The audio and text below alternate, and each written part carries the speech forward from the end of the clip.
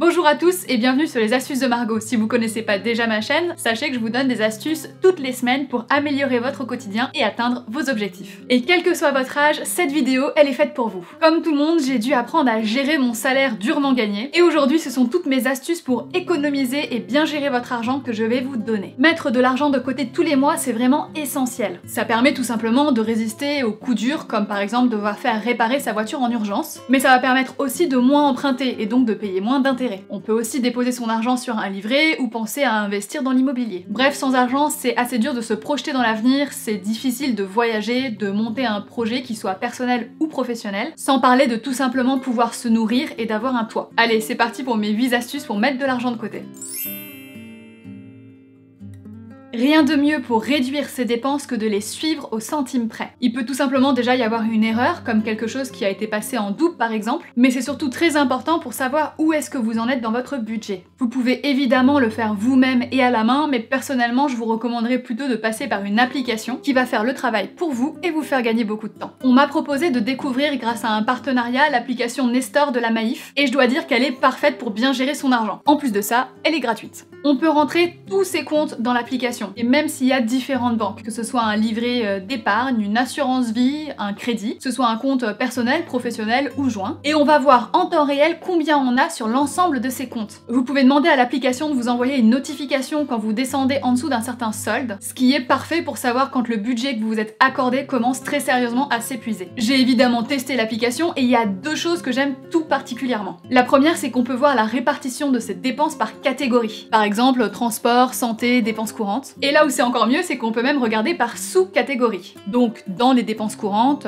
habillement, alimentaire, cadeaux. Je me suis rendu compte avec Nestor par exemple que je prenais de plus en plus souvent des Uber. Et même si c'est pas cher sur le moment, bah l'air de rien, ça commençait à peser beaucoup plus lourd que ce que je pensais dans mon budget. L'autre chose que je trouve vraiment pratique, c'est que l'application Nestor en version premium peut prévoir à 30 jours combien est-ce qu'il va vous rester sur votre compte en fonction de vos dépenses récurrentes. Et ça, c'est génial. Évidemment, on peut aussi savoir où est-ce qu'on en est par rapport à nos crédits, avoir une vision graphique de tout ce que l'on gagne et de tout ce que l'on dépense en fonction des mois. Globalement, elle permet donc de se rendre compte en un seul coup d'œil si on est bon ou pas. Bref, c'est une application que je trouve vraiment utile, qui est efficace pour pouvoir gérer vraiment le budget, que ce soit le sien ou celui carrément de sa famille. Cette application est évidemment disponible à la fois sur l'Apple Store et sur Google Play. Vous retrouverez les liens en barre d'infos ainsi qu'un petit code de réduction qui vous permet d'avoir 3 mois offerts en version premium. Et évidemment, je remercie la marque d'avoir sponsorisé cette vidéo. Grâce à l'analyse de Nestor, on va donc pouvoir apprendre à dire « je ne peux pas » ou oui avec plaisir, tout dépend de votre situation. Refuser une sortie quand on est un peu juste, c'est pas la honte, ça s'appelle être responsable. À méditer.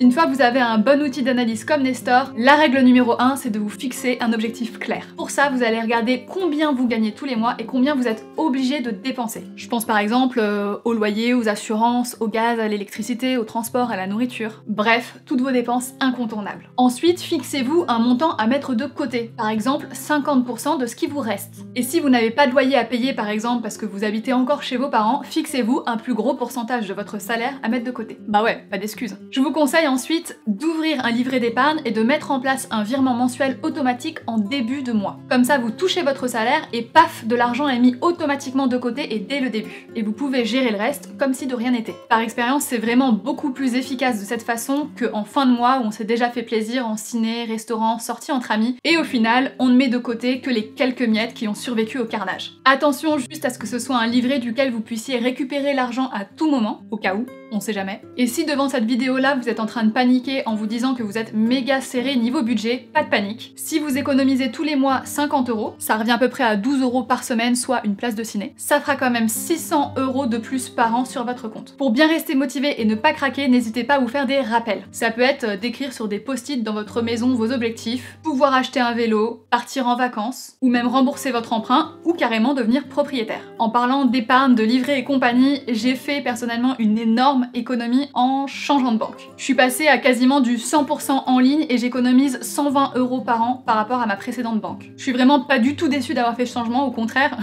Si j'avais su, je l'aurais fait plus tôt. En plus de ça, je trouve ça également plus pratique. Je peux vous parrainer, je vous mettrai le lien en barre d'infos et vous aurez 80 € offerts à l'ouverture de votre compte. Je vous conseille de regarder la façon dont vous vivez et d'essayer de transformer votre façon de faire. Petit exemple, si vous prenez tous les vendredis soirs un cocktail à 10 €, et ben ça représente quand même 520 € par an. Donc si vous pouvez essayer de faire plutôt ça un vendredi sur deux, ça fait quand même 260 € d'économie, rien qu'en cocktail. Imaginez maintenant qu'au lieu de prendre 2 cafés par jour à 50 centimes à la machine, soit quand même 5 € par semaine ou 200 € par an, vous réduisez à un seul café par jour. Et hop, 100 € d'économisés en plus, rien qu'en café. Bref, ne négligez pas les petites dépenses, comme on dit, les petits ruisseaux font les grandes rivières, et essayez de modifier vos habitudes pour quelque chose de plus économique sans être non plus trop contraignant. Une soirée pizza entre amis devant un bon film à la télé, ça a quand même l'air sympa, et pourtant ça sera quand même moins douloureux pour votre portefeuille qu'un ciné-resto. C'est très tentant, je sais, quand on fait les courses, de prendre des choses dont on n'a pas vraiment besoin. Et justement, il faut faire la différence entre envie et besoin. Je vous ai déjà expliqué dans une vidéo comment je fais pour manger pas cher mais quand même tout bio, je vous la remets ici et en barre d'infos.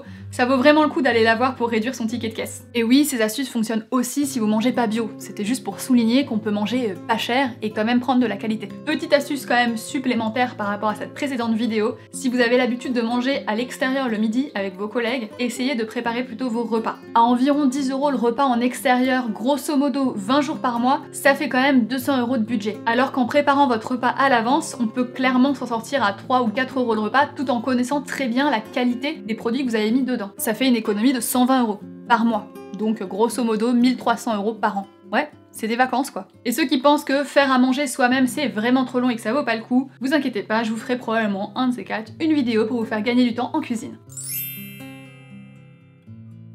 Comme pour la partie nourriture qui était juste avant, j'ai fait toute une vidéo qui voit en long, en large et en travers toutes les techniques pour voyager pas cher. Je vous la remets ici et également en barre d'infos. Vous allez commencer à connaître un petit peu le refrain. Tuc, tuc. Pour éviter les achats impulsifs que l'on regrette par la suite, il y a deux techniques. Et la première, c'est tout simplement d'attendre. Si vous avez craqué sur quelque chose, que vous êtes persuadé que c'est le coup de cœur de l'année, je vous conseille quand même d'attendre une semaine, voire plus. Après cette durée-là, si vous en avez toujours envie, vous pouvez l'acheter. Mais la plupart du temps, vous allez réaliser que vous n'en avez pas besoin, que vous ne l'aimez pas vraiment, ou que c'est vraiment en dehors de votre budget. En général, moi, c'est ce que ça me fait. J'en ai même plus envie. Petit bonus, si vous êtes capable de patienter un peu, vous avez plus de chances de tomber sur une promotion. La deuxième technique qui est particulièrement efficace, et en particulier sur les produits low cost, c'est de se poser une question toute simple. Est-ce que si ça coûtait 2 fois plus cher, je le prendrais quand même? Si la réponse est non, soit vous avez conscience que c'est en dehors de votre budget, et donc potentiellement le vrai prix reste trop élevé, soit c'est uniquement parce que ça ne coûte pas cher que vous avez envie de l'acheter. C'est l'effet waouh, c'est une affaire ça! Avant d'acheter, comparez, que ce soit les marques ou les différents sites, ça vous évitera d'avoir une grosse déception en voyant votre tout nouveau frigo 80 € moins cher chez le concurrent. Personnellement, avant d'acheter quoi que ce soit en ligne, il y a plusieurs choses que je fais systématiquement. Déjà, je me connecte à mon compte iGraal pour vérifier si le site sur lequel je vais faire mon achat est partenaire. Si oui, je vais pouvoir récupérer un pourcentage du montant que je m'apprête à dépenser via mon compte iGraal. Pour info, j'ai quand même 130 € déjà en attente sur mon compte iGraal. Et contrairement à ce que vous pouvez croire, ça va très vite. Entre la SNCF, Wigo, Sephora, La Redoute, Azos, Darty, la Fnac,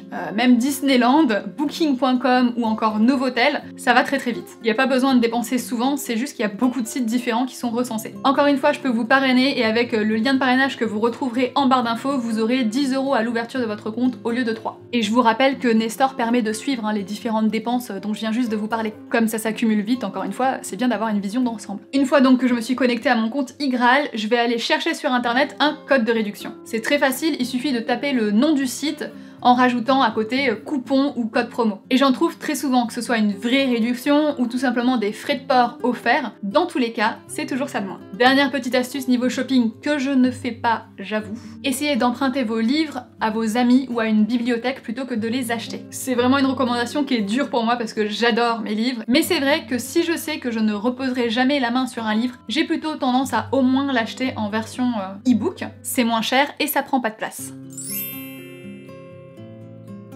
Transition parfaite pour ce nouveau point, parlons de minimalisme. Ça fait plusieurs mois que j'ai vraiment changé ma façon de consommer. J'essaie de vraiment prendre de la qualité qui vieillira bien et que j'aurai pas ou peu besoin de remplacer. Bref, je pense sur le long terme. Un truc que j'ai fait et que je vous recommande à 2000%, c'est de vider entièrement votre garde-robe et de tout trier. C'est vrai que ça prend du temps, hein, c'est clair. Par contre, ça permet de se rendre compte de ce que l'on a déjà et qu'on avait juste complètement oublié. Ça évite de racheter un énième pull noir parce que vous pensiez que vous n'en aviez pas. Tout ce qui est en trop mauvais état pour être donné, vous avez qu'à le recycler en torchon par exemple. Tout ce qui est en bon état mais que vous ne mettez plus, n'hésitez pas à le revendre et si jamais ça ne se vend pas, à le donner. Vous allez probablement moins dépenser et peut-être même vous faire un petit peu d'argent au passage. Nouveau bonus, on gagne de la place. J'ai aussi arrêté d'acheter des cotons, des essuie-tout ou des protections périodiques et j'ai remplacé tout ça par des disques démaquillants lavables, c'est 6 fois moins cher. J'utilise des torchons qui sont gratuits si vous les avez recyclés et je mets une cup. Environ 500 € d'économie sur 10 ans. Tous les exemples que je viens juste de vous donner, ils sont à la fois moins chers sur le long terme et aussi meilleurs pour l'environnement parce que ça fait moins de déchets. Dernière recommandation dans cette partie-là qui va vous faire gagner de l'argent et être un peu plus serein, c'est d'annuler toutes vos souscriptions que vous n'utilisez pas ou pas assez.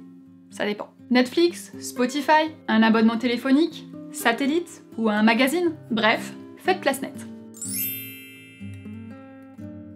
Vous savez que j'aime bien vous partager des bonnes habitudes à prendre, comme les 8 bonnes habitudes à prendre pour réussir son année scolaire. Donc on va finir sur ce genre de petits conseils là. Si tu veux absolument aller au restaurant, va d'abord jeter un œil à la fourchette. Réduction à la clé. Si tu veux faire des activités mais pour moins cher, regarde d'abord sur Groupon. Attention par contre à regarder les commentaires des gens pour pas avoir une mauvaise surprise. Pour faire des économies dans la maison, il y a pas mal de choses. Tu peux installer des mitigeurs sur tes robinets pour économiser de l'eau. Et encore une fois en plus, c'est meilleur pour la planète, ça gaspille moins. Pour réduire ta facture d'électricité, tu peux changer tes ampoules par des ampoules à économie d'énergie. Tu peux éteindre tes appareils électroniques quand tu les utilises pas au lieu de juste les laisser en veille. L'air de rien, c'est évalué à 100 € d'économie par an. Niveau chauffage, si tu diminues d'1 degré ton thermostat, tu vas économiser jusqu'à 10% sur ta facture. Et en plus, tu vas presque pas le sentir. Et si vraiment t'es quelqu'un de très frileux et ça te paraît vraiment compliqué, tu peux au moins le baisser avant d'aller te coucher. Une fois au chaud sous la couette, je pense pas que tu sentes vraiment la différence. Un truc tout bête, on n'oublie pas non plus de fermer ses volets, particulièrement en hiver, ça permet de mieux isoler au niveau des fenêtres et donc d'avoir moins besoin de chauffer ton appartement ou ta maison. Si tu peux mettre ta voiture de côté pour prendre plutôt les transports en commun, c'est bien, mais si tu peux remplacer les transports en commun par du vélo ou de la marche, c'est encore mieux. Personnellement, c'est ce que je faisais quand j'allais en cours à Nice. En plus, la piste cyclable, elle longeait la mer, c'était juste le paradis. Attention évidemment à être prudent et particulièrement en ville. Si tu dépenses ton argent comme tu respires, je te conseille de te programmer un jour par semaine, 0 dépense. C'est facile et ça permet de prendre de bonnes habitudes. Et quand t'auras pris le pli, tu pourras passer de une journée 0 dépense à 2 journées 0 dépense par semaine. Si t'es imposable, attention à mettre de côté dès que tu reçois ton salaire ce que tu vas devoir reverser à l'État. Sinon, c'est la panique. Et enfin, ma plus grosse recommandation niveau bonnes habitudes à prendre, si jamais tu as une augmentation, toutes mes félicitations, par contre attention à pas craquer ton slip. Si ton niveau de dépense augmente à chaque fois que tu gagnes plus d'argent, tu vas jamais pouvoir économiser plus. Et ça veut dire que tu retardes de plusieurs mois ou de plusieurs années l'achat de ta maison. Ou de tout autre projet, hein, je suis pas dans ta tête.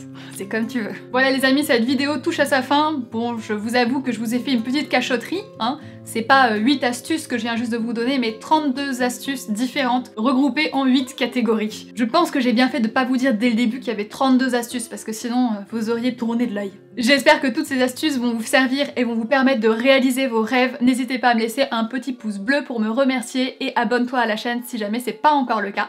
Et moi je vous dis à bientôt avec une nouvelle vidéo, mais surtout, bonnes économies!